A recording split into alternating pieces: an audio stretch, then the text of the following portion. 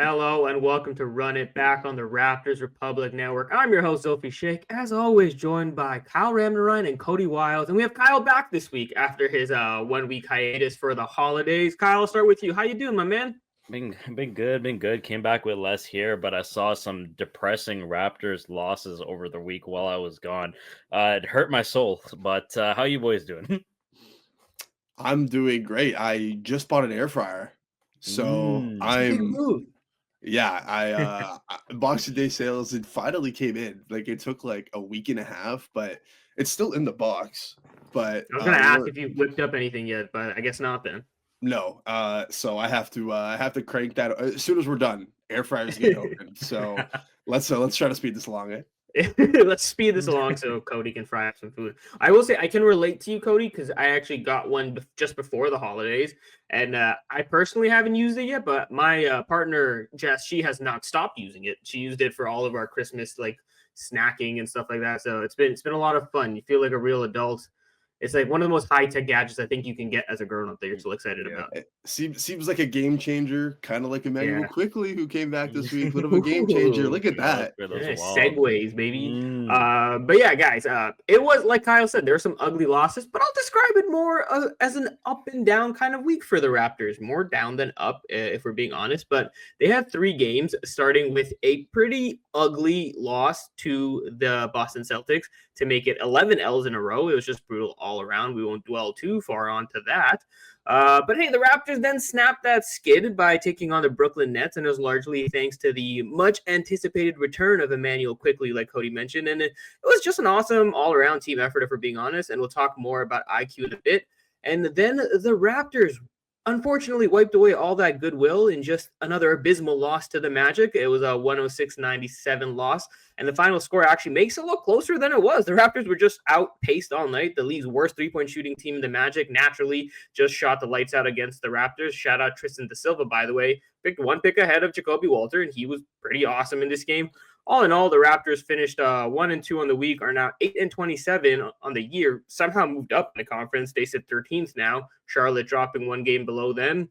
But yeah, that pretty much covers this week's action. We're doing a little differently. We're going to speed through the schedule recap to try to get into some more interesting topics for our fans. Let us know what you think, by the way, with the format we're experimenting with this week.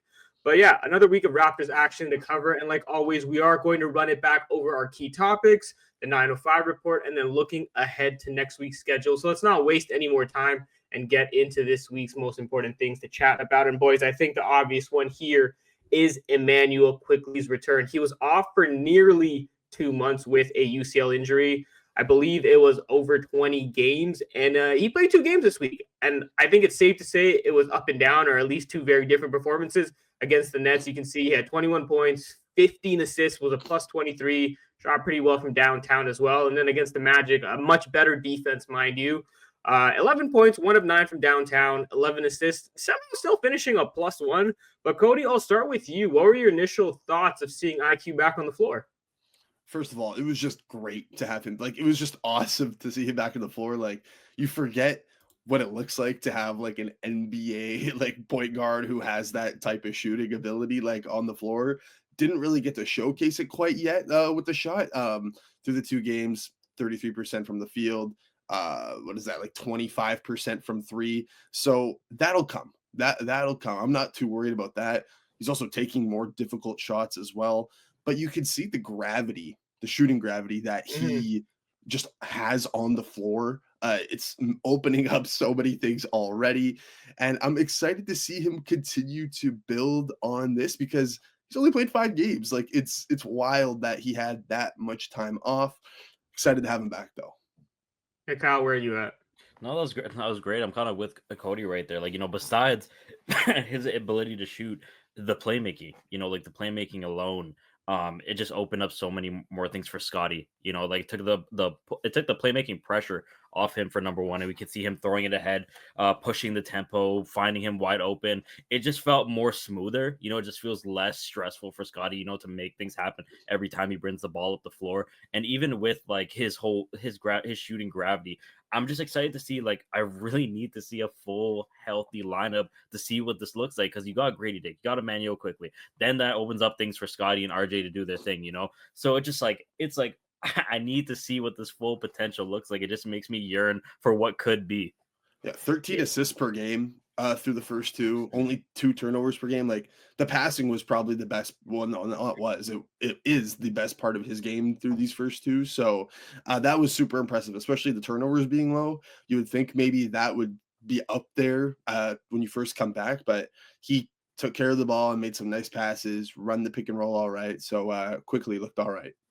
Yeah, I think the low turnover thing was super important, and Samson Folk basically talked about it when he wrote about Quickly's return. That like the point guard play they've gotten from not Scotty Barnes, more so the traditional point guards in Jamal Shed and Davion Mitchell just hasn't hit right. Davion's a pretty mistake-free guy, but it caps his ceiling as an offensive initiator and player. And then Jamal Shed, it takes a bit more risks, but then he makes some crazier passes, gets a bit more lazy with the ball and the turnovers. And then Emmanuel Quickley just hits just right in the middle of that. He can create for himself. Like you said, his shooting gravity and what he can do as an offensive creator. But then his ability to play make for others really did shine in these two games. I think more so against Brooklyn than Orlando, if we're being honest and being a little fair on that. I thought against the Nets, he got comfortable a lot faster, was making like much quicker reads and really pushing the pace on the pass. And then it seemed like Orlando's physicality did cause him some troubles at times, especially trying to create for himself later in the game. But that's again, the Orlando Magic are top 3 defense. I don't think it's anything to scoff at it by any means. And Quickly, like you said, Cody, he's just played 5 games. It's going to take some time to come back to him this season. And going from a team in Brooklyn that's kind of like one of the weaker defenses to one of the best defenses in the league is asking a lot for a guy to come back. And I think it will just get better with time. Yeah, I will say during that Orlando game, kind of saw some trends that we saw last year where Quickly struggled against these bigger guard defenders who got really physical and up into him. He really struggled with that. So it'll be interesting to see as he continues to work back now if he's able to like navigate around those bigger guys, if he's able to really use his quickness more effectively to get downhill more often. We'll see if that happens, but that is a trend that what happened last year against those bigger defenders. Yeah, it was a lot of like him getting moved off to his own spots a lot faster when he was trying to, like you said, trying to get around guys. It just wasn't happening. There's a player, I remember, I believe it was in like the third quarter. He tried going baseline. I think it was against Anthony Black or what it was. And then he just heaved up a shot because he just couldn't get around. He was hoping for a foul. You could just see the frustration building up for Emmanuel Quickly with the more physical play of the Orlando Magic. But like you said, it'll be interesting to see how that trend go. But I'm curious to see what you guys think on this. One of my biggest takeaways from Quickly coming back is just like how it simplifies a lot of the roles for the other guys. Like you saw Scotty Barnes, he went from more of a play initiator to a play finisher, which I still think is his strongest like role to play. He is just this physical freak who can move people off their spots, and he can really use that inside. And you're seeing him being able to do more of that, work in the post, work closer to the basket. It's nice to experiment with point guard Scotty, but we saw it didn't really yield the greatest results so far. Still keep trying it. That's what a rebuilding team does. But with Emmanuel Quickly out there and a competent point guard, Scotty Barnes' role was just a lot more effective, especially against the Nets. You saw he had 33 points. And then even a guy like Grady Dick, like he's been doing a lot of really good stuff with the ball in his hands, being able to dribble and kind of move with it. But we've seen how he struggled at the rim and his numbers there. I know that's been like a topic that's come up recently for some people. But like in that first game, especially against the Nets, like a lot more just catch and shoot stuff, a lot more work in the corners than he's done pretty much all season. He's getting more open looks, and having a guy like Grady Dick, who we know is a knockdown shooter, or at the very least has the gravity to impact defenses when he's out there, having him simplified in his role is going to help this team a lot as well. So I think just having Quickly back and how much it's made things easier in terms of like what the rest have to do on a night-to-night basis, I think was my biggest takeaway, and I think what's going to pay off in the long run for these guys. Kyle, I don't know what you have to say on that. Oh no, I definitely agree with you. Like that was kind of my main thing as well, too. Just seeing how he makes everyone's else lives easier. And I think again, that's the main role of a point guard. That's what he's supposed to be out there to do, you know. And we've seen a guy like Scotty and Grady, they can move without the ball, they can get open, you know, like it takes away the pressure of Scotty has to bring the ball up the floor, make the play, get something to happen. We've seen the offense stagnate at certain points with people not moving. Scotty has the ball in his hands, but with IQ now, and you have Scotty there now, they can make something happen. Scotty can get into that low post, catch the ball, or run, get for an easy layup, something like that. It's just IQ being back fully healthy just helps this offense flow a lot more and helps open up a lot more for everything else. And like I was saying too, like when you bring RJ back into that, when you have Grady back into that, you have a full lineup. It just feels like this lineup can really get something done on the offensive end.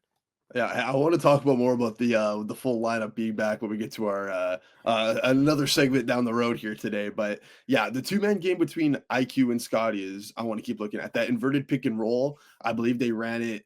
I believe it was maybe once or twice against the Nets.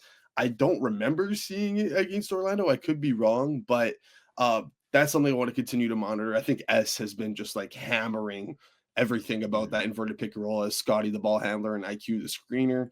You can do lots of fun stuff with those two. So excited to see how they continue to play off each other because they have barely played together. So Yeah, and that was one of the biggest benefits of bringing in Emmanuel Quickley and a guy who knows how to play off the ball, especially with a like a big offensive hub in Scotty Barnes, like being able to, like you said, Cody, that inverted pick and roll, having a guy like having the options of an Emmanuel Quickley being able to come off that, whether it's off another flare screen and just popping from three on the towards the wings and whatnot. Like I think those are all super valuable things for this team to have, which we just frankly have not seen to this point, which hopefully we're going to see more of as this team continues to get healthy. And I know we're going to talk about that as we continue on. But is there anything else aside from the Manuel Quickley return that you guys wanted to touch on before we get to the next thing?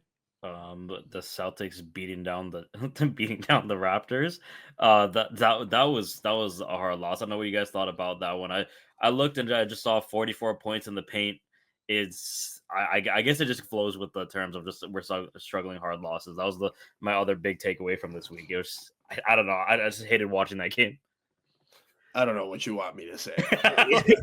I will instead say I did call a last podcast that the Raptors would end the losing streak against Brooklyn. You did say that. You did say that, and I was wrong. So I'll give you that. You did call your shot there, and you were right. He's him.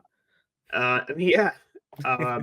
Yeah, it was an ugly loss. Like I don't really know how much more to add there. They are the defending champions. Granted, they weren't like fully healthy, I don't think. But hey, the Raptors haven't been all season, and the Celtics are just frankly a much better team than the Toronto Raptors talent-wise. So we're gonna expect things to get ugly at times. Granted, you don't want it to get that ugly, especially after two brutal losses against the Hawks and the Grizzlies. You just chaining that stuff together from the defense is just. Again, you can say the team's bad. I will also concede that it should never be that bad. Like a respectable team that puts in a moderate effort on the defensive end just should not be doing that. And the Raptors, unfortunately, haven't been there. We're hoping with health, some of that can return.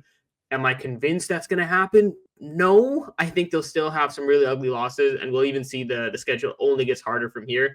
But I think we can move on to the next thing we wanted to chat about. And Kyle, you've been eager to talk about this, but the Raptors did not have anyone in the top 10 of the first returns of All-Star votings. Mind you, this is the fan voting. This is the first returns from the fans. And you can see on screen here, if you're not here, the top vote getters in the East and front courts. Your usual names are there, like Giannis, Jason Tatum. You have Cat now. And then with guards, LaMelo Ball, Donovan Mitchell, Damian Lillard. In the West, obviously Jokic, Kevin Durant, LeBron James. Guards, Shai Gilgeous-Alexander, Luka, Steph, the usual stuff. But in Raptors land, no RJ Barrett, no Scotty Barnes in the top 10 from the first fan returns. And just as a reminder to folks, fans make up 50% of the vote. Players and media make up the other 25% when it comes to determining all-star starters. This has no impact on reserves. Well, I guess it might have some impact when the coaches pick reserves and knowing what the fans want. But Kyle, what was your first impression seeing that the Raptors did not crack this list at all? Well, just like if I could look at this list again too, and I'm assuming like RJ/Scotty would be front court, right? Or are we considering RJ as shooting guard? I think that's part of the issue is that like where do you slot these guys? Like Scotty Barnes, are you going to put him as a guard or a forward, right? I think that may be part of why. Like this is what I'm looking for. I'm looking at right now. They're both considered front court players. Yeah, that's what I'm thinking, right? Like who would they be? Who would they be better than, right? Like who would I have them over? And honestly, I'd have them both over Paul George. Okay, because Paul George has probably played less games than Scotty and RJ, right? Because he was out great this year either. Yeah, and he hasn't. He's been super inconsistent this year, and so I get like it's probably just the Philly fan base kind of pushing that forward. But if anything, I think if we could choose out of one of the two, like RJ should get an all-star spot. He really deserves this spot. He's been pooping out of his mind this year, especially considering what the Raptors have been dealing with. If it's not Scotty, then RJ. At least one of them should be on the voting returns. I think because he's had a good jump in points. He's been showing what he can do. He's showing how he can lead this team, especially with his entire team being injured. I don't know. It just frustrates me, but I guess it's just a popularity thing at the end of the day. Well, I mean, yeah, at least specifically for this fan vote, the Raptors have done like zero PR for it Oh yeah, true. at all. Like they're not pushing, They've tossed up a tweet or two about Scotty. That's it. and it's like, yeah, like yeah, sure. RJ and Scotty have probably both had better years than Paul George, for an example of somebody who's in the top 10. But the team's 8-27. They're a bottom 5 team. And no matter how much you think one of them should be an all-star, which is Yeah. debatable, I would argue that they're not going to get one anyways. If there's any sort of tie or you think it's close, it's probably going to go to somebody who's not on a bottom 5 team. Mhm. So to me, it's kind of a moot point. Like I don't really think it's even worth. Like I don't know. It's not happening. It's not happening. So Yeah, look, I think that's fair, but what I will push back on Cody is that like look who's the first like vote getter out of guards in the East. It's LaMelo Ball. They have 7 wins. He's a different player. I think that's not to say they're similar in that sense, but this fan base is clearly they're supporting their guy. Granted, LaMelo Ball is extremely popular just amongst young NBA fans, just outside of Charlotte as well, and I think that plays a part into it. But I think this just speaks to a greater disinterest in the Raptors outside of the casual fan in the last couple of years. Like it's not just this year, even last year and the year before that. I think like basically since post championship and Pascal making it, and I think after that, like it just really hasn't been much buzz for a Raptor to be an all-star. And it speaks to like, yes, there's still a strong community of Raptors fans in this country, and there are the sickos. But beyond that, the casual basketball fan in this country, this is probably the least interested they've been in basketball and the Raptors since the championship. And I think this is an indication of that. And whether that's good or bad is a different conversation. I will say I'm a little surprised. Like, look at the numbers that some of these guys are getting, especially towards the bottom of those lists. Like, this is a country of 33 million people. Like, you can't knock them into the couple 100,000 range. I know that's in a vacuum, those are big numbers, but I'm still surprised the Raptors basketball community can't get these guys into these lists. And you're right, Cody. It probably doesn't get them into the All-Star game. But when coaches see who's being selected, it gives more reason to pay attention to these guys. If not for this year, for next year. Like those things matter. And like RJ Barrett, like Kyle said, these are career highs. Like these are really, really good numbers. These are all-star caliber numbers. 24, 7 and 6 on 55% true shooting is all career highs. Yeah, like I will say LaMelo Ball is also just having like a really good year. So like that's also part of it. But yeah, I think I wanted to bring that up. I think you hit the nail on the head is that this is like you can see like on the timeline, like fans are just not into the Raptors right now, which like deservingly so. Like they've just been decimated by injuries for the last year and a half, pretty much all of last year as well, I guess. And it's been just like crazy. You don't know who's playing every night. So they're really bad. They're a bottom 5 team. And it just seems like people aren't watching the games. They're just checking the box scores. And I'm interested to see if like ratings are down. I have to, for the Raptors broadcast specifically. I mean, they are across the whole NBA. So you have to assume so. I would assume so, because that's just the vibe I'm getting. And I think everybody's understood of where this team's at right now. Yeah, I think that's what it comes down to too. I think like it's like everything we said. It's a mix of the team doing poorly, the marketing for the All Stars. People are just tuned out, you know. But what makes me sick is Derek White's up here with 120,000 votes, bro, and we can't get one of our mans into the voting, bro. Brother, your problem's with Derek White. Jordan Poole is in there. What I was gonna say Poole, but I saw S on Twitter the other day saying Jordan Poole is having a bounce back season. So. He is like Jordan Poole is playing well, but this is a 6-win team, and he's like one of their only offensive options. And like again, LaMelo Ball has been awesome, but like look at his team and look what it's translating to. And I will say also, like with RJ and Scotty are both considered front court players for the voting. I don't like that. So it's even tougher for. They're almost like cannibalizing each other, if that makes sense. Should RJ be considered a front court player? I don't understand. Say a shooting guard. Like, can we say he's a shooting guard? He's like on Basketball Reference. He's listed as a shooting guard. His games have all come at the shooting guard spot. Like and he's been an on-ball creator. Like I guess that doesn't really matter in that sense, but I don't think he should be considered a front. Scotty, yeah, I get the argument, but for RJ, I don't really see why he's in the front court. Hey, that's a whole other conversation. But yeah, it's that's just what it is. So it's tough. I don't think it's happening this year. I mean, I believe the fan voting was bad for the Raptors. Scotty it took a late push. Yeah, it was. I'm not even sure if Scotty was fan returns. He got in, was in the fan returns, like he actually Did- made the top 10. I can't remember. Wasn't it like an Maybe, I injury? don't know if he did. It was a late push, but I remember the first couple fan returns. There was no Raptors on there. Well, but see, there was an uproar about it. There was Yeah. an Exactly. uproar, and I feel like the uproar hasn't been as big this year. Yeah. Again, this is just the first fan return. So like when it continues, if it happens for the next one, the next fan update will be January 9th. So if there's no Raptors on there then who knows? Maybe there is more of a push made. Maybe there is more marketing for it. And I think the franchise is also just self-aware enough to know that they are one of the worst teams in the league. So it's not likely. I think it's just the fan vote, like we talked about, Cody, is just like it's more indicative of how much interest there is around this team. Like no one's saying that the Raptors need to have an all-star because these guys are putting up really good numbers. I think it's just more speaks to where the fan base or the pulse of this team is at right now, and it's pretty quiet. Like it's pretty low. Yeah. Well, it's like success breeds more than just wins on the board, right? It all-star nominations, more TV time. Like it's the team just in a bad place right now. So it's like it's hard to say that they should be getting in, but it's tough to see not even one of our guys even making the first returns. Well, it's a new year. It's a new year, so that means we could have some resolutions, right? True.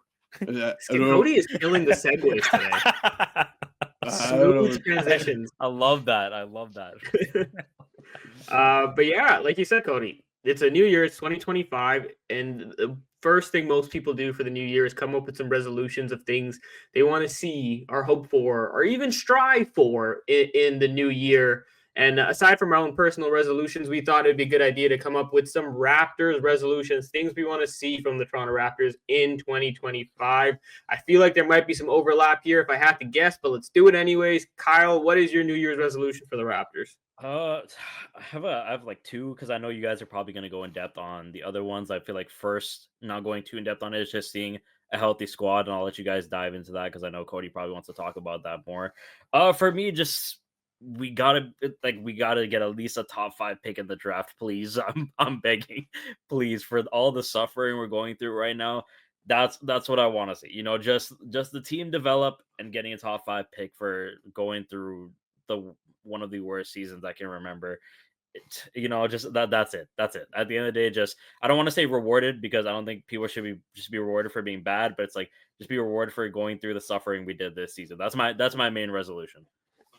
I think the funny part about that is it's like resolutions are things that you like game plan for or like take steps towards, and yours is just get lucky with the lottery balls and just hope. Let's just gamble some more, Toronto. Yeah, that's what a wild resolution. Let me hit the lottery. Kyle, that's exactly what I want to talk about. You let me gave me the floor. Can the projected starting 5 of Quickley, Barrett, Barnstick, and Pirtle not just like play together? I want them to play like 200 minutes. I think it'd be great if us as fans, as people who analyze the game in the front office, get somewhat of a sample size of what these guys look like together, so the front office can make decisions on what is going to be a very pivotal draft coming up and the subsequent free agency. I would argue seeing what these 5 players look like together is more important than like getting a high draft pick. I don't know if that's a hot take. I would argue that's 10 times more important, even if playing these guys together worsens their lottery odds. They've only played 4 minutes together ever, and it came nearly a full calendar year ago on February 22nd of last year. So, I mean, it looks like we're going to get it as soon as tomorrow. Barrett listed as questionable right as we started recording here. Looks like from the clips and videos at practice, it looks like he's probably going to be good to go, and that all 5 are going to play for the first time in nearly a calendar year. How about that? So I'm excited to see it. Give me like 200 minutes. Give me a solid sample size. Like I beg. We need to see what these guys look like together. Yeah, look, Cody, you took the words right out of my mouth. It's as cliche as saying I'm going to go to the gym more in the new year. It's just I'm hoping for better health. Like we talked about this ad nauseum with the Raptors, but it's a truth. And the point that you made about it being important for decision making, I think, is where I'm at as well. Because this front office, not just the draft, whether it's trades, whether it's free agency decisions, whether it's rotations, whether it's just like how to like come up with scouting reports and the pecking order for these guys, all that stuff is easier when you have more information on this potential starting five. Like you mentioned, it's been almost a full year since we've seen it. And when we saw it, that sample meant nothing. It was 4 minutes. So what do these guys look like together? We can presume that, like, oh yeah, the defense is going to be bad because of X, Y, and Z. Well, then if you got to take one of these guys out to help the defense, who's it going to be? What are you going to give up? What's it going to look like? And if you're drafting someone to step in for one of these guys, where do they fit in? Who you draft is going to depend a lot about what the starting five looks like, because what are you slotting in for? What's the biggest need? Again, we can assume these things, but we won't know until this front office has a sample size. And that's the biggest thing here. Like, it's information gathering season. That's what rebuilding teams need to do. They need to gather as much information on the talent they have, be able to evaluate it, and then make decisions based upon that. Right now, we are flying blind. We have not seen what they've been able to put together. Like you said, Cody, the wins and losses are a complete different thing. But even Darko Rajakovic and Jakob Poeltl mentioned it coming into the season. Being able to focus on development and understanding what we have in-house is a lot more important. Darko even said it today at practice, reportedly, saying that, like, we have barely, he used the word sample size. Like, we don't have a sample size. And that, to me, speaks to the idea that, like, he needs more information on these guys to be able to figure stuff out as a coach. And I think that's super important. So better health is number one. Like, just be as healthy as you can possibly be with these guys, and then make proper decisions coming out of it. Like, on what those decisions are, like, I'm not even ready to think about that, because we first got to get through step one, which is have these guys on the floor together and then see what comes out of it. Yeah, I agree. Like, it's super important. I like, for the draft specifically, like for the people who just want them to tank and lose games and don't want to even see them hit double-digit wins. Like, well, you need to see what you have on the team to make a draft selection. Like, I know you want to go best player available, but you just want all the information you can have, right? So, and these guys haven't played together. These are your 5 guys, and presumably you assume that they're not going to be good defensively. Like, I don't expect these 5 to be good defensively, but maybe they shock you. Maybe they are able to find something together. Maybe they are able to put together. I'm excited to see what their offensive rating is. Yeah, I was gonna say what their offensive rating is offensively. What they do on offense. That's what I'm looking out for. Yeah, even if they are a bad defense, which, like, most of us assume they probably will be, like, is their offense passable? Is it serviceable? We saw at the start of the season, they were inching towards a top 10 offense, even without their guys fully healthy. Is that something they can kind of attain? Like, we keep talking about, this team needs to have some kind of an identity. That's a big hallmark of rebuilding teams, is be good at something. The Orlando Magic team that just pumped you the first couple of years of the rebuild as they got it together, they've always been a scrappy team under Jamal Mosley. They've been a team that just fights and gives 110% no matter what. That is their identity. Can the Raptors capture some kind of an identity on offense and then figure out the defense as they make more decisions? We don't know that yet, and that's what we're hoping to see. And let's see what Darko does with an actual healthy full squad, right? Like a team, just a real team. Yeah, exactly. Like, yeah, Zulfi and I talked about it last week, Kyle, with just with the whole Darko conversation. And I mean, what are your quick thoughts on it? Like, I was just personally, like, you can't really judge him too hard when he hasn't had his starting 5. You know what I mean? That's what I'm saying too. I feel like the people calling for Darko's firing, it's just, that's not going to fix anything, because we're going to run into the exact same problem if we were to hire another coach, if they don't have the keys to work with the offense. Like, it doesn't make any sense. You don't have the players to run the team. How are you supposed to come up with something intricate or detail it to their game plans or whatever?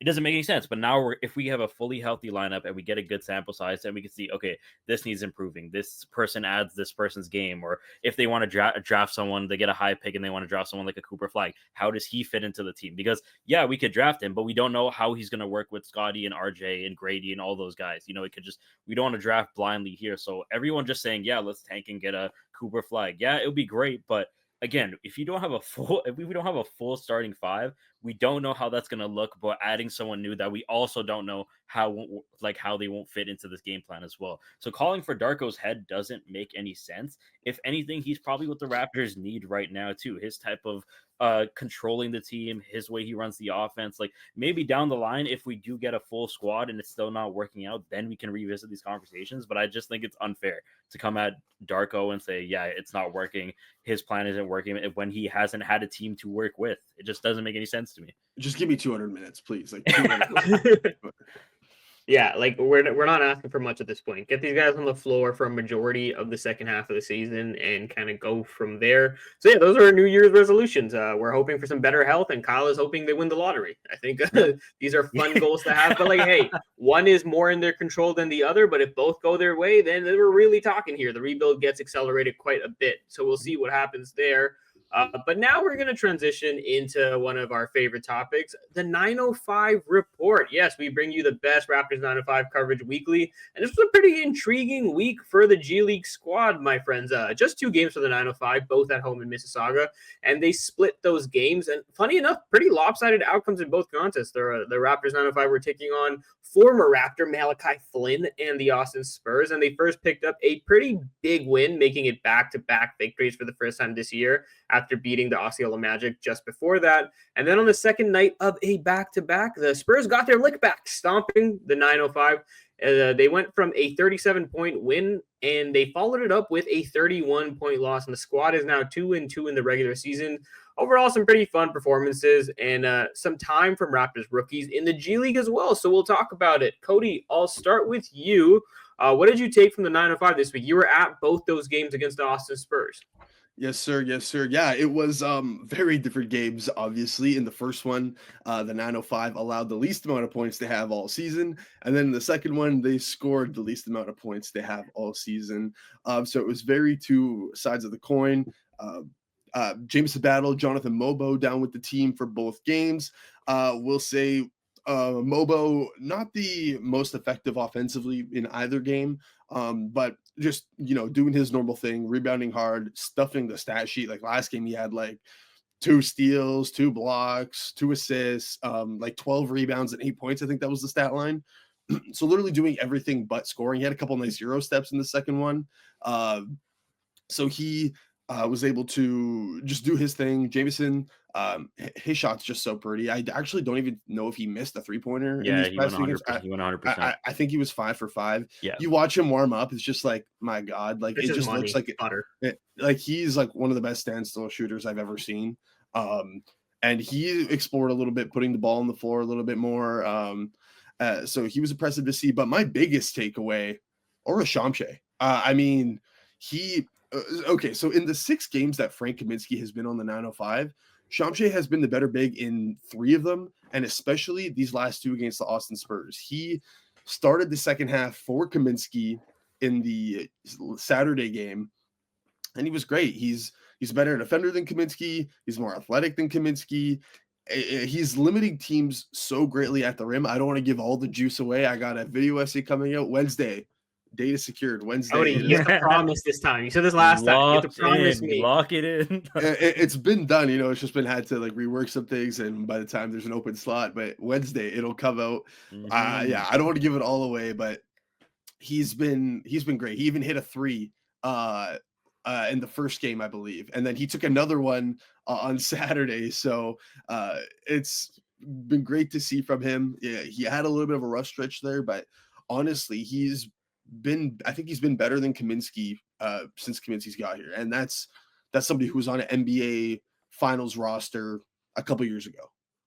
Yeah, well, you stole my answer, but I'm pretty much with you there, Cody. Ulrich Shamshe is just, I think the thing for me that impressed me and what stood out this week was just how much more active he was offensively.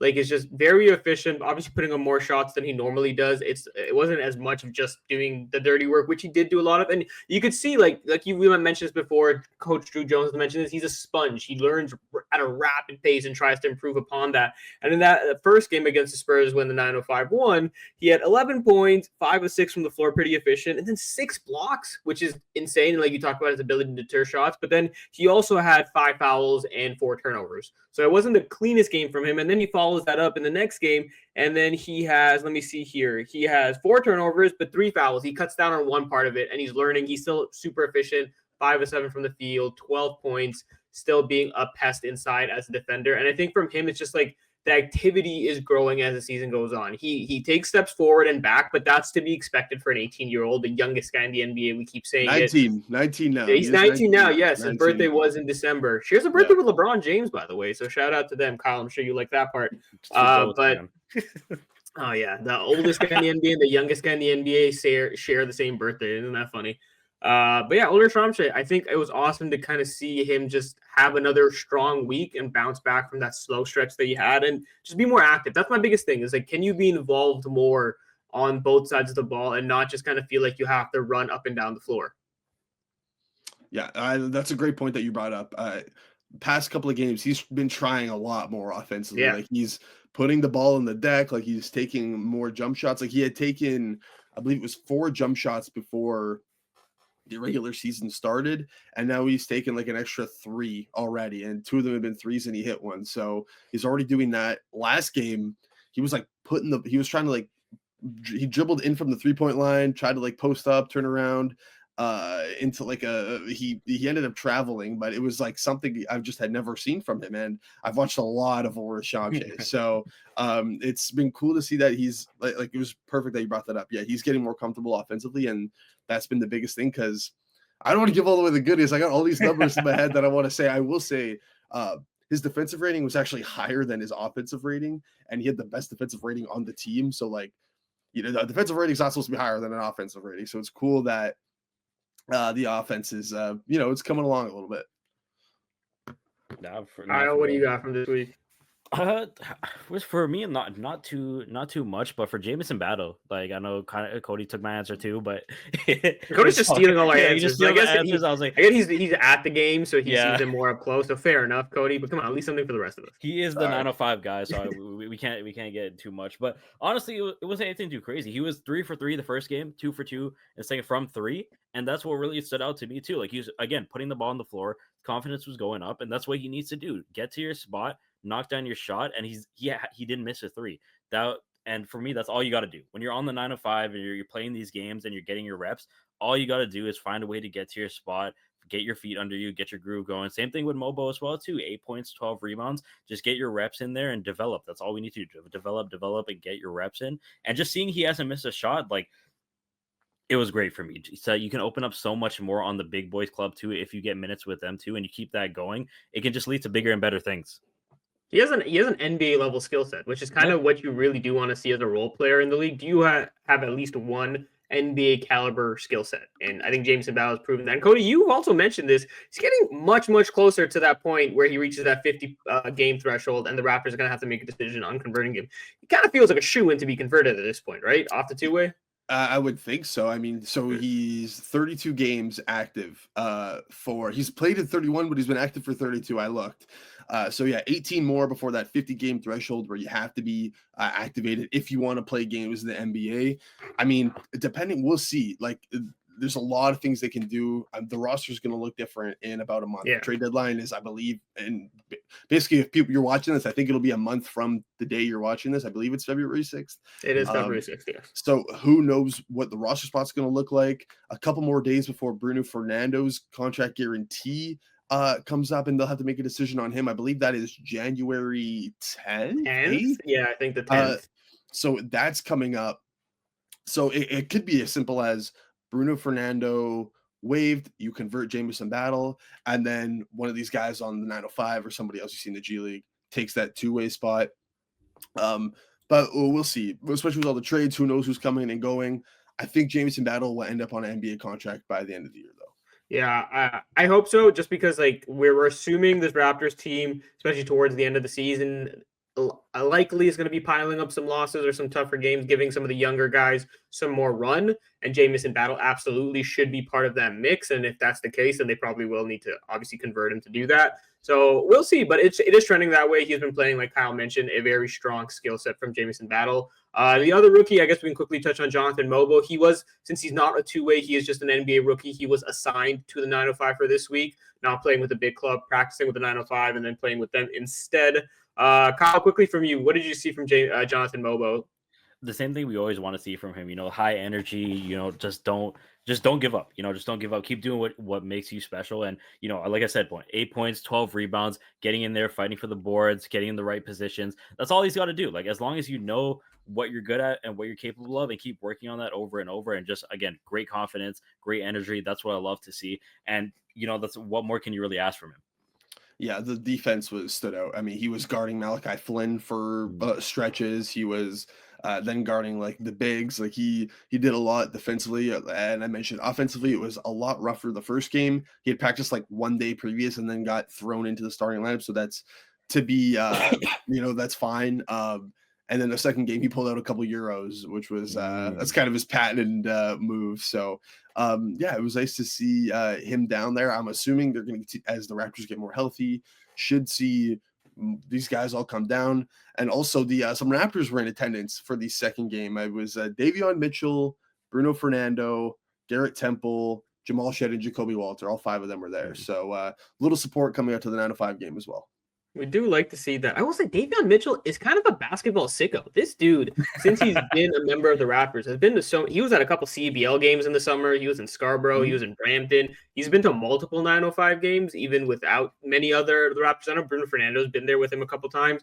But yeah, it's good to see the rest of the guys there. But Davion Mitchell, he's always supporting the guys, and I think he just really, really loves watching basketball. So shout out to Davion Mitchell. Great to see just getting involved, Yeah, honestly, a lot of the organization was there. Like saw Bobby Webster. I believe Rajakovic was there for a little bit. I didn't see him, but S tweeted about him. So we had different angles when we're there. So I supposed to saw him. But yeah, Bobby Webster was pretty close to me as well. But yeah, lots of organization there last night.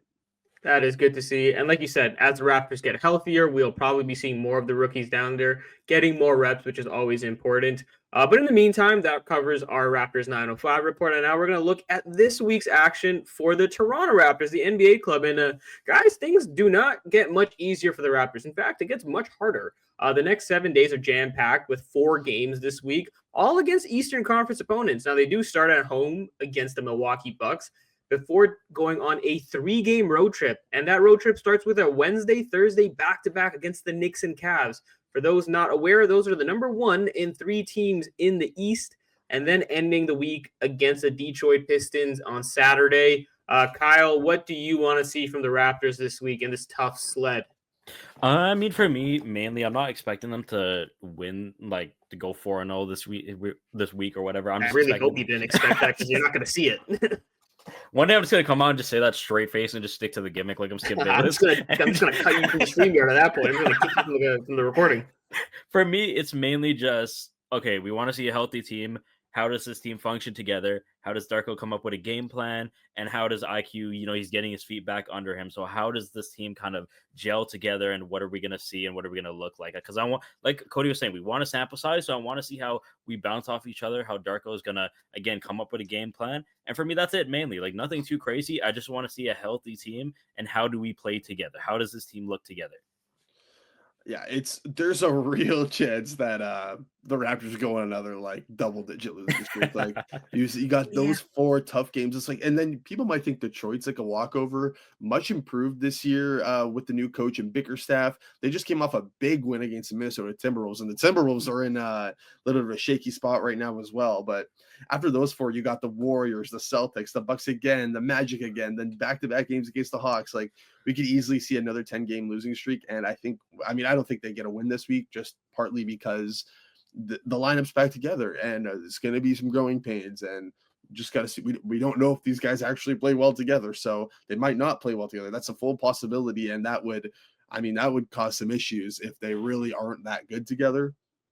But yeah, it's kind of hard to say anything else other than let's see. They're hopefully going to play together. Fingers crossed. So, but yeah, and they're going to be doing it against good teams, which to be fair, I think you can see positives in that. It might be losses, but you're going to be stacking up against one of the best, some of the best offenses in the league in New York and Cleveland. So it'll be fun. At least it'll be fun to see them all on the floor together. Yeah, I think I'm in a similar sentiment as you guys with having hopefully, as things are projecting, to have your starting 5 back together. Like you said, Cody, earlier, recent reporting is that RJ Barrett was a full participant in practice today. The plan and expectation is for him to play against the Bucks. Obviously, the Raptors haven't made that official yet since he is questionable. But if you do have that and you have him for the rest of the week and the starting 5 together, I think my biggest thing that I'm hoping to see is just be able to keep up offensively. I'm not going to try to have hopes for the defense. Respectfully for the Raptors, the Knicks and Cavs are 2 of the top 3 offenses in the league. The Cavs are on a 70-win pace right now. Can we just talk about how insane the Cavaliers are? Good for them. They might be the 3rd. I don't think they're going to win 70 games, but they are on pace right now to win 70. They're just a juggernaut. So I don't think you're stopping that offense. I don't think you're stopping the Knicks offense. Can you build, like I said earlier, can you build an identity offensively? That is what Darko's strong suit was. The 0.5 offense that he talked about. We saw it last year. We saw it for bits of this year. If you have your full complement of guys and Darko can do the things he wants to do with this team in terms of scheming them offensively, can you keep up pace on the offensive end? Can you score buckets with this team? That's kind of more what I'm focused on this week. The defense is going to be what it is. It's probably going to be ugly. You're probably going to lose and get outscored in these games, but can you at least show some semblance of confidence on offense? Like, the Magic were a great team defensively, and I get that, but like you just weren't able to do much of your own to kind of help yourselves out in that situation. It didn't help that you let them kind of shoot all over you, which is crazy for the worst 3-point shooting team in the league. But also, like, offensively, you didn't do yourself many favors in that game. So that's what I'm hoping to see. And like you said, Cody, I don't think this is going to be any games you can take lightly. The Detroit Pistons, yes, they are a bit banged up, but they are still a very formidable team. The last thing I'll say is shout out Jaden Ivey. Hopefully he recovers well. Great player, having a great year, had a bounce back. Remember, he hit a game winner against the Raptors earlier in the season, but he is out for a while with a broken fibula, but he hasn't been ruled out for the season. So we are hoping the best for Jaden Ivey and the Detroit Pistons, who are a very fun team. But yeah, that's all I have left from this week. Just hopefully the Raptors offense can kind of make something happen. Is there anything else you guys wanted to touch on? All good. No, I think I'm good. All right. Beautiful. Well, in that case, that does it for us this week. We want to thank everyone for tuning into another edition of Run It Back on the Raptors Republic Network, where we recap the last 7 days of action. Now, obviously, we'll be back next week to go over everything from the next 7 days of basketball. So please make sure to subscribe to our YouTube channel to get your daily fix of coverage. It obviously goes a long way to reach out to new people and for them to see what we're cooking up here, especially what everyone else is doing at Raptors Republic and all the hard work being put in by the team. And don't forget, your number one spot for daily Raptors news, analysis, and opinion is still RaptorsRepublic.com. So be sure to check out the website as well. With that being said, everyone have a great week. For myself, Kyle, and Cody, we'll see you next time when we run it back. Peace.